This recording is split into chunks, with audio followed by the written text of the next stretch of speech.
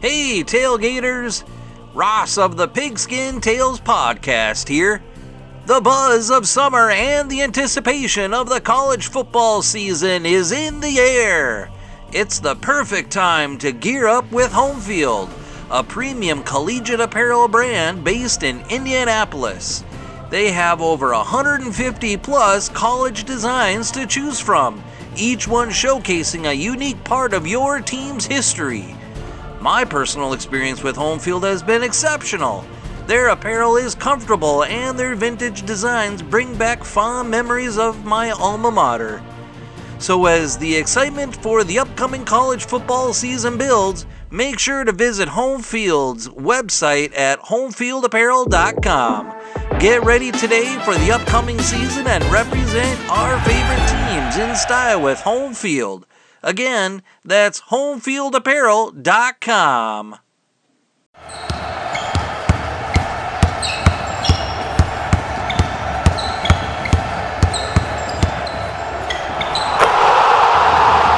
This is Basketball History 101 with Rick Loayza.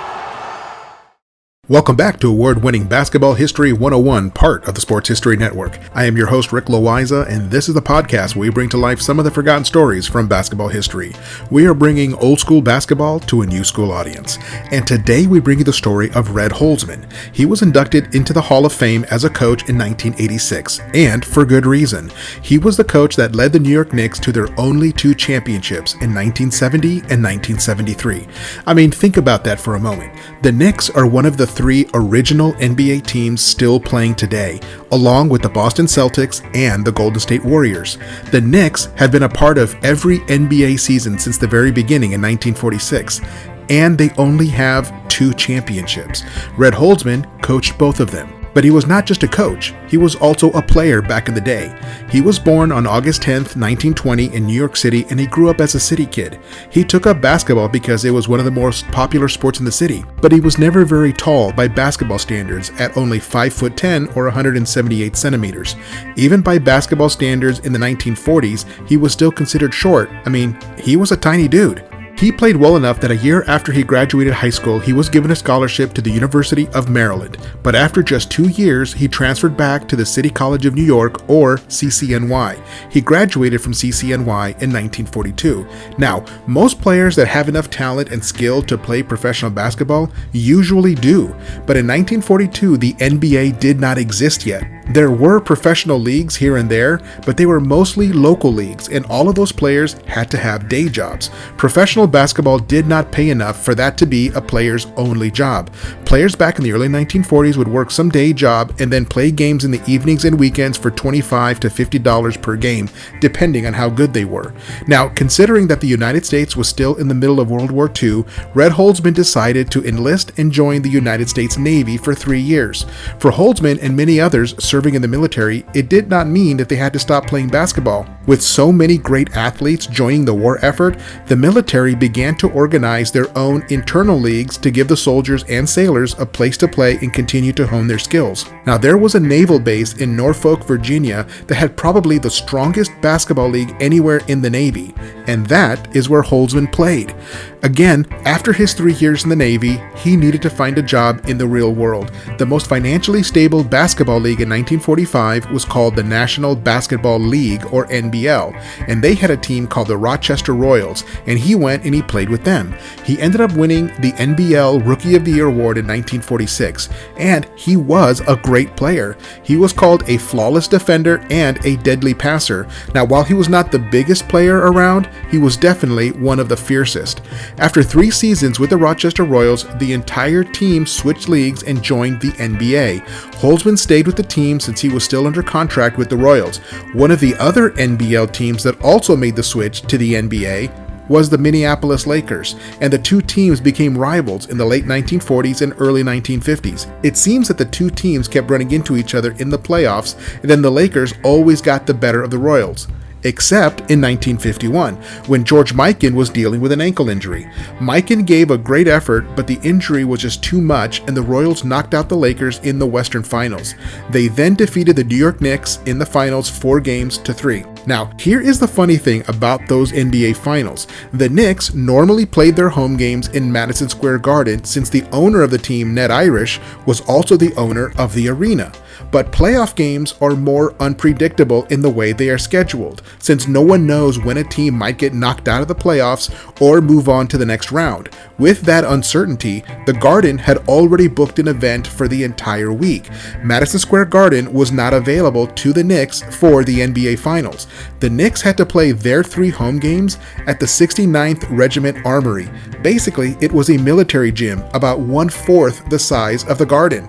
But that is the way that the NBA was back then. It was still near the bottom of sports popularity.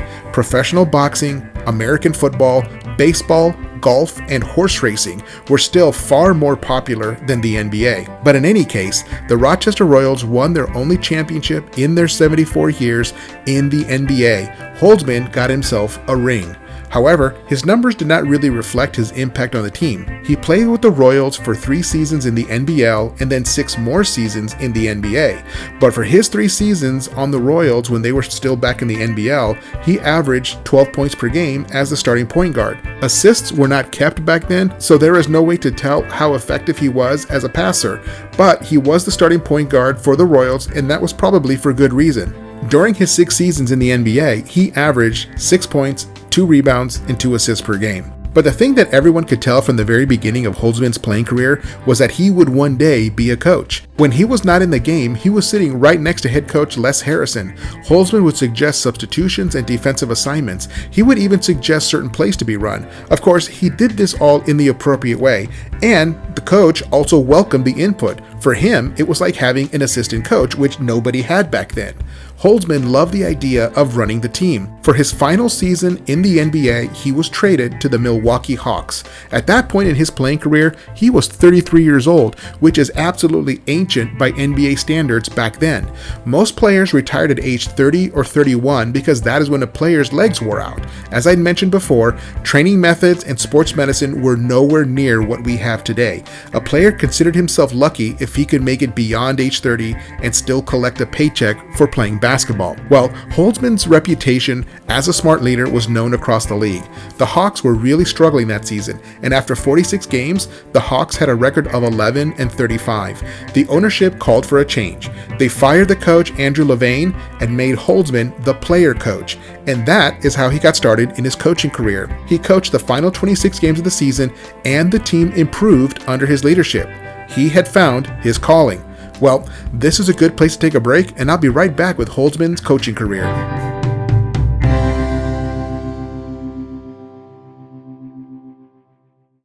This podcast is part of the Sports History Network, your headquarters for the yesteryear of your favorite sport. You can learn more at sportshistorynetwork.com.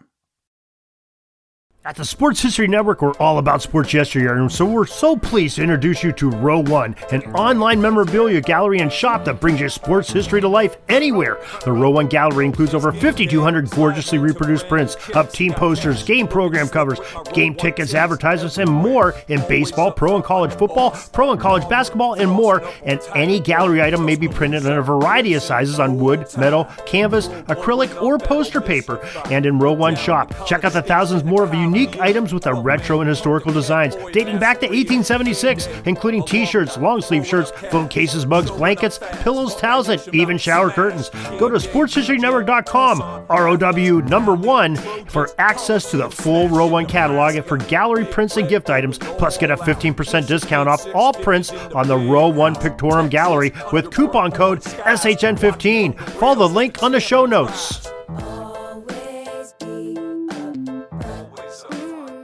Hi, everybody. Dan and Andrew from Hello Old Sports here. We wanted to drop in and let you know about our latest episode.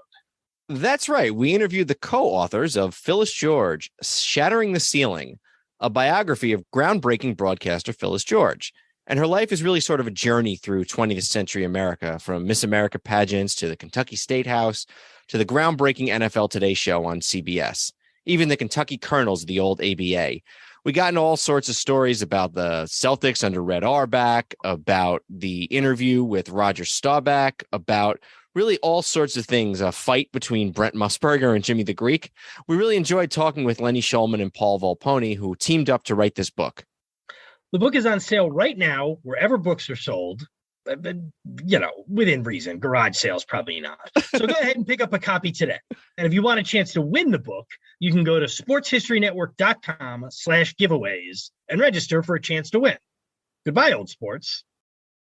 Welcome back to the show, and let us continue with Red Holzman's coaching career. As I mentioned before the break, Red Holzman was the player coach for the final 26 games of the season for the Milwaukee Hawks in 1953-1954 season. The team was very impressed with him as the coach, but not so much with his playing, as he was definitely past his prime.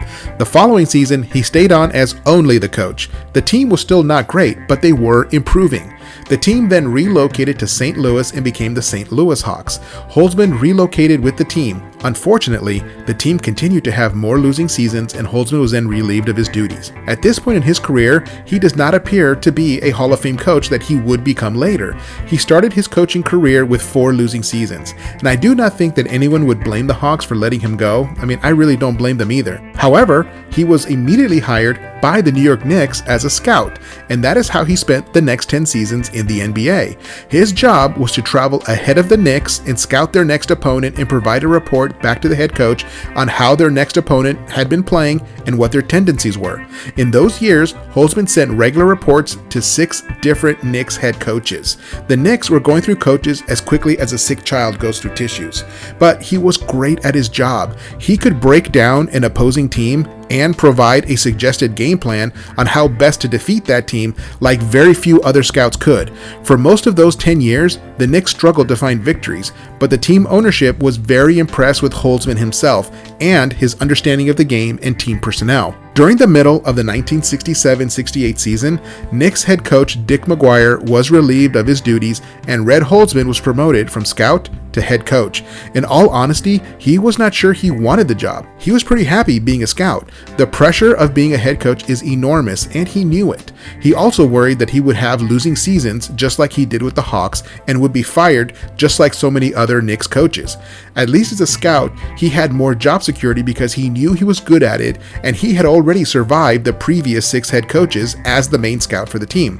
But he took a deep breath and accepted the position. He also knew that this was not the same situation as what he had with the Hawks. The New York Knicks already had Willis Reed, Walt Frazier, Bill Bradley, Dick Barnett, and Walt Bellamy. That is 4 future Hall of Famers, and all 5 of them had been to at least one All-Star game. The Knicks started winning immediately with Holzman in charge. It was like night and day. The team was 8 games below 500 when Holzman took over, and they finished the season 4 games above 500 and made the playoffs. Of course, with a few more trades and acquisitions, the Knicks were able to bring in Dave DeBusschere, and later they brought in Earl Monroe, and Holzman led those teams to the 1970 and 1973 NBA championships. Those Knicks teams were so well balanced. Nobody averaged even 20 points per game, but 5 of them averaged in the high teens. This is exactly what Holzman wanted. He wanted the defense to have to play honestly and not be able to concentrate on any one player. In other words, he wanted 4 or 5 players who could hurt the defense on any given possession, and that is exactly what he had. After winning the second championship in 1973, the Knicks began a slow decline, but Holzman stayed on until the end of the 1977 season when he took a step back to allow Willis Reed to become the new head coach of the Knicks. Now that only lasted a year and a half, and Holzman was again the Knicks head coach, and he led the team until the end of the 1982 season before he retired for good. And he deserves his spot in the Hall of Fame. There are not that many coaches who have won 2 or more NBA championships. In the 77 years of the NBA, there have been nearly 400 people who have head coached at least one NBA game, and only 14 of them have 2 or more championships, and Red Holzman is one of those few coaches. In case you are wondering, here are the other 13 head coaches who have 2 or more championships. With 2 championships exactly, we have Eric Spoelstra, Rudy Tomjanovich, Bill Russell, Casey Jones, Tom Heinsohn, Alex Hannum, and Chuck Daly. With 4 championships, we have Steve Kerr. With 5 championships, we have Greg Popovich, Pat Riley, and John Cunla. With 9 championships, we have Red Auerbach. And with 11, we have Phil Jackson. That is not a very long list. Every single one of those coaches is already in the Hall of Fame, with the exception of Eric Spoelstra and Steve Kerr, since they are both still active coaches and have not been coaching long enough to become eligible yet. But I have no doubt that they will see their day. Now, any way you slice it, Red Holzman is one of the great coaches in the NBA and not a bad player either. Sadly, he passed away in 1998, but his impact on the game of basketball is still felt. There is one final way to look at it. In their entire 77-year history, the New York Knicks have had 31 different head coaches. Only one has brought a championship to New York, and that's Red Holzman, and he brought 2 of them. Well, that is it for today. Join us next week when we share the story of when Tom Heinsohn won the 1957 NBA Rookie of the Year award over his own teammate, Bill Russell. That's next time on Basketball History 101, part of the Sports History Network, the headquarters of Sports Yesteryear. Go to sportshistorynetwork.com to find out more about this and other sports history podcasts. If you like what you hear, please hit that subscribe button wherever you get your podcasts. And check out our page on Facebook. It's called Basketball History 101 Podcast. There you will find shorter historical posts as well as comments and discussion starters on today's game. I'll also announce there when new episodes come out. I want to thank my producer and editor, Jacob Loayza. Join us each week as we continue to mine the history of basketball for more great stories from the past. Take care, and see you soon.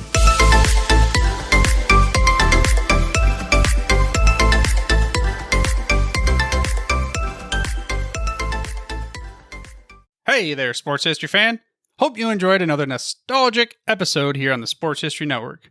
By now, you've heard us rave about 2 books, The Golf Round I'll Never Forget and NBA 75, The Definitive History. Have you snagged your copies yet? If so, well, we applaud you for great taste. But if you haven't, well, listen up, because our generous partners over at Firefly Books are giving away a free copy of each book to one of our dedicated fans. To enter the giveaway for your chance at winning one of these awesome books, head over to sportshistorynetwork.com/giveaways. Again, that's sportshistorynetwork.com/giveaways. Good luck, and remember, you can come back daily to earn more entries.